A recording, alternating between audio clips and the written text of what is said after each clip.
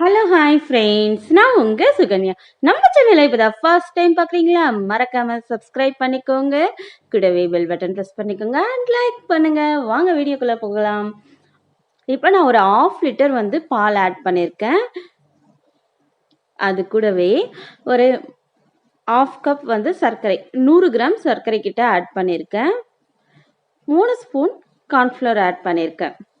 1/2 litre milk, 100 gram வந்து சர்க்கரை, ஒரு 3 ஸ்பூன் வந்து கார்ன்ஃப்ளவர், ஒரு 75 கிராம், அதுக்கும் கொஞ்சம் மேலே 80 கிராம் கிட்ட மொரவஸ் கார்ன்ஃப்ளவர் ஆட் பண்ணியிருக்கேன்.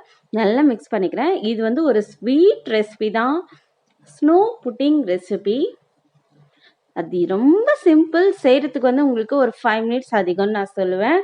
ஒரு 4 மினிட்ஸில் இது குக் பண்ணிடலாம். நம்ம வந்து ஃபஸ்ட்டு கலந்துட்டு அதுக்கப்புறமா தான் அடுப்பில் ஆன் பண்ணி நம்ம வைக்கணும். நான்ஸ்டிக் பேன் எடுத்துக்கோங்க, அப்போ தான் உங்களுக்கு வந்து அடி பிடிக்காமல் இருக்கும். நான் வந்து ஒரு 1½ ஸ்பூன் வந்து திக்கான பட்டர் ஆட் பண்ணியிருக்கேன்.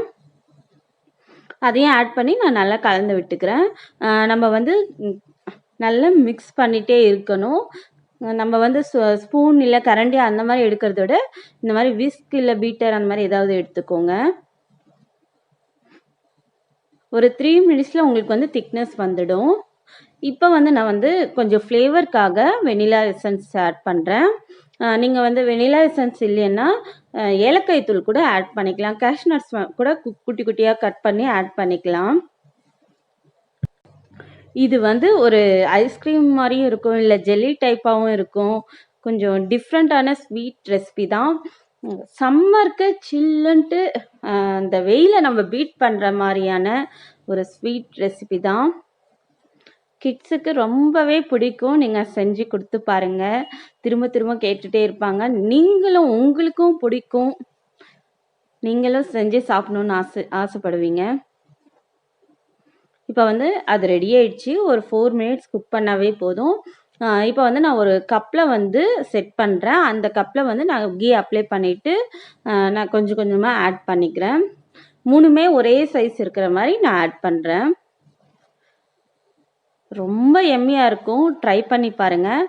ஒரு 3 ஹவர்ஸ் வந்து நான் ஃப்ரிட்ஜில் வச்சுட்டேன். ஃப்ரீசரில் வைக்கக்கூடாது, ஃப்ரிட்ஜில் தான் வைக்கணும். இப்போ நைஃப் வச்சு நான் சுற்றி ஃபுல்லாக இது பண்ணிட்டேன். அப்போ தான் நம்மளுக்கு எடுக்கிறதுக்கு கட் ஆகாமல் இருக்கும். இப்போ வந்து நான் அதை எடுத்துட்டு டெசிகேட்டட் கோகோனட் இதை மட்டும் நீங்கள் ஆட் பண்ணுங்கள், மாற்றி ஆட் பண்ணாதீங்க. வேறு கோகோனட் தேங்காய் துருவல்லாம் ஆட் பண்ணாதீங்க. டெசிகேட்டட் கோகோனட் பவுடராக இருக்கும், கடையில் வாங்கி பாருங்கள்.